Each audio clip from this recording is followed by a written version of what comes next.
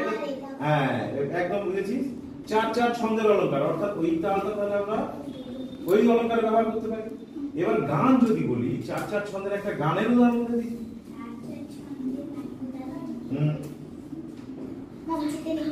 হ্যাঁ না, এখানে আমি যা শিখেছি তার মধ্যে বল।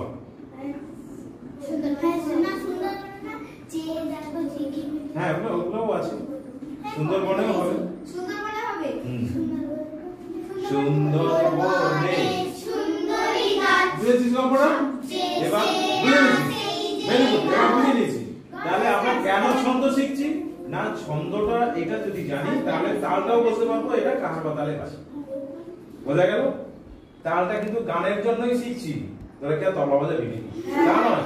তোরা হচ্ছে গানটা জানলে তালটা যদি জানিস তাহলে গানটা সুন্দর তালে হবে, ছন্দে গাইতে পারবি। এই ছন্দ না জানলে কোনো গানই হবে না। যেমন কবিতারও একটা ছন্দ থাকে, গানেরও একটা ছন্দ থাকে, ঠিক আছে? এরপরে কথা, সুর আর ভাব এগুলো মিলেমিশে একটা সুন্দর জায়গা উপস্থাপিত করতে হবে। তাহলে আমরা আজকে কি শিখলাম? তাল। এটা কিন্তু পরীক্ষার জন্য পড়বে কিন্তু না। এখন আমি একটা তাল এই পরীক্ষায় দিলাম, আমি একটু একটু করে এগোবো, ঠিক আছে? প্রথম মূল্যায়ন তোদের এই ফার্স্ট টার্ম বা প্রথম মূল্যায়নে আমি গল্পটা কি বললাম? তাল একটা শিখালাম, কাহার বা তাল। এবার একটা অলংকার, অলংকার অলংকার একটা চার চার ছন্দের অলংকার শেখাচ্ছিলাম, মনে আছে? এই কথা নয়, সা গা রে সা রে মা গা রে গা পা মা গা মা ধা পা মা নি ধা পা মা সা নি ধা নি রে সা নি সা গা রে সা সা গা নি সা নি ধা পা নি ধা মা পা ধা পা মা মা গা সা রে গা রে নি সা রে সা ধা রে সা। এটা আগে করবি এবং ছন্দে বলতে হবে চার চার, পরীক্ষার জন্য এটা। ওকে? তাহলে পরীক্ষার জন্য আমি কি শিখালাম? তালটা আজকে দিলাম, কিন্তু এই অলংকারটা অনেক আগে করিয়েছি আমি, মনে কর তোদের অনেক আগে করিয়েছি। সেটা আগের বারে পরীক্ষায় করিয়েছিলাম, সেটা আবার আমি রিপিট করালাম, ঠিক আছে? ও জানে না, আজকে দিলাম, দেখে নিবি কি করলাম। দেখ, সা গা মানে একটা বাদ গেছে, সা রে গা বলিনি, সা গা বলে ফিরে গেছি, রে সা, সা গা রে সা। আবার রে থেকে শুরু করলে একটা বাদ দিয়ে রে মা, দেখ একটা বাদ গেল, রে মা গা রে গা পা মা গা মা ধা মা মা। বুঝি করে দেখ, পা নি ধা পা নি, তারপরে নি পরে কি ধা সা হবে না, ধা সা নি ধা নি রে সা নি সা গা রে সা। এবার একটা বাদ দিয়ে সা ধা নি সা নি পা মা নি ধা মা মা মা মা রে গা মা গা সা রে রে নি সা রে সা ধা রে সা। লিখে দিবি খাতায়। হ্যাঁ, স্পিডে তো করতে হবে। এটা তো স্পিডে যারা করতে পারবি করবি, আপাতত আস্তে আস্তে তালিয়ে দে। হ্যাঁ, ঠিক আছে? আর একটা অলংকার শিখেছিলাম, মনে করতো এখানে একটা ব্র্যাকেট দিবি, ব্র্যাকেটের মধ্যে লিখবি 8 মাত্রা। সংখ্যায় লিখ, বাংলায় সংখ্যায় লিখ 8, এমনি সংখ্যায় 8 আর মাত্রা 9 আকার, তৈরফলা আকার মাত্রা ব্র্যাকেট মধ্যে থাকো, ফার্স্ট ব্র্যাকেটের মধ্যে, বন্ধনীর মধ্যে। ওকে? তাহলে তাল কাহার পা 8 মাত্রা। কি তালটা হলো? ধা গে না তি না ক লি না ক ধি না। আচ্ছা, তারপরে ধার মাথায় 1 লিখ, গের মাথায় 2 লিখ, 1 2 3 4 করে হিসাব করে নে। 8 মাত্রা লিখেছিস কিনা দেখে নে। প্রতিটা মাত্রার উপরে লিখে নে, থাকে না তি না ক ধি না। দেখ 8 মাত্রা হয়েছে। লাস্টে 4টা আরেকবার বলুন। না ক লিখেছিস, তারপরে ধি না, ধি একটা হ্যাঁ উপরে লিখ, যেখানে তাল আর কাহারবা লিখেছি সেই ব্র্যাকেটে ওখানে লিখে রাখ 8 মাত্রা, ঠিক আছে? তাহলে এই তালটা বলবে, আমি কত মাত্রা যখন জিজ্ঞেস করবো 8 মাত্রা বলতে পারবি? আচ্ছা 8 মাত্রা। এবার তালটা দেখাতে হলে কেমন করে দেখাতে হবে? ধা গে না তি না ক তি বেশ, ভেরি গুড। এবার ধার নিচে গুণিতক চিহ্ন দে।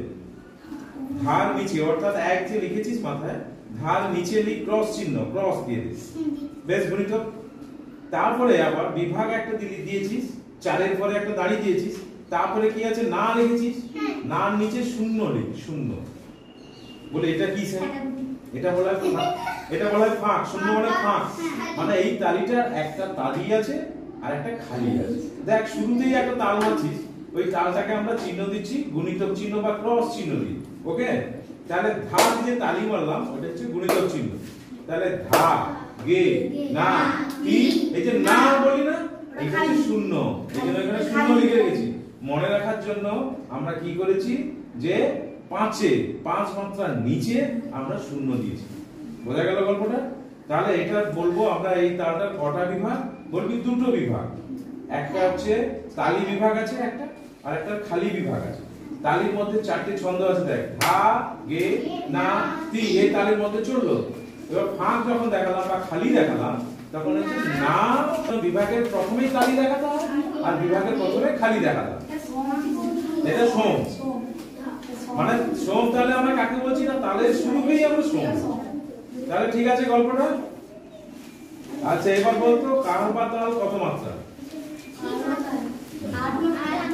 8 মাত্রা। কটা বিভাগ?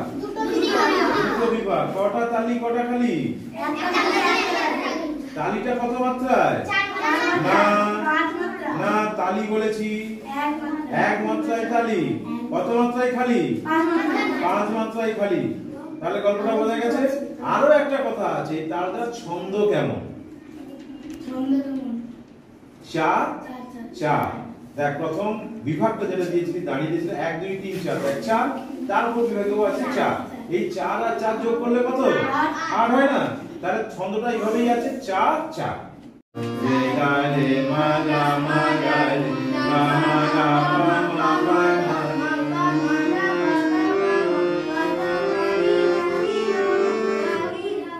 লেখা আছে? লেখা নেই? এটাও করেছিলাম, মনে পড়েছে? এই অলংকারগুলো কেউ করিসনি, পরীক্ষার জন্য আবার ঢুকে এলো। তাহলে প্রশ্নগুলো তাহলে আরেকবার কোন থেকে বলে দিচ্ছি। তাল হলো, দুটো অলংকার শিখলাম আজকে। আজকে নয়, ওটা অনেক আগে শিখেছি। আর এবার এই ব্যাচে যারা নতুন তাদের একটু কঠিন হয়ে গেল হয়তো, কিন্তু ওখান থেকে অপশন, কিন্তু পরেরটা আমি করিয়েছি নতুন ব্যাচে। সারে সাগা রে গা রে, সেটা করিয়েছি কিন্তু। তোরা ক্লাসে কে ছিলি না জানি না, এটা কিন্তু ভিডিও সার্চ করলে পাবে। সারে সাগা এটা করাইনি এবারে আমি করেছি। তোরা আসিস নি, তুই অ্যাবসেন্ট ছিলি কে? এটা করেছি আমি। ঠিক আছে, তাহলে দুটো অলংকারের মধ্যে থেকে একটা অলংকার করতে হবে। তাল মাস্ট, আর গান দুটো গানই করতে হবে। হ্যাঁ, দুটো গান করতে হবে। না না না, দিবি তো। গা মা পা ধা পা গা মা রে সা রে গা মা পা সা রে গা মা পা সা রে গা মা পা নি সা রে গা মা পা সা সা নি ধা পা মা গা রে সা সা সা নি সা সা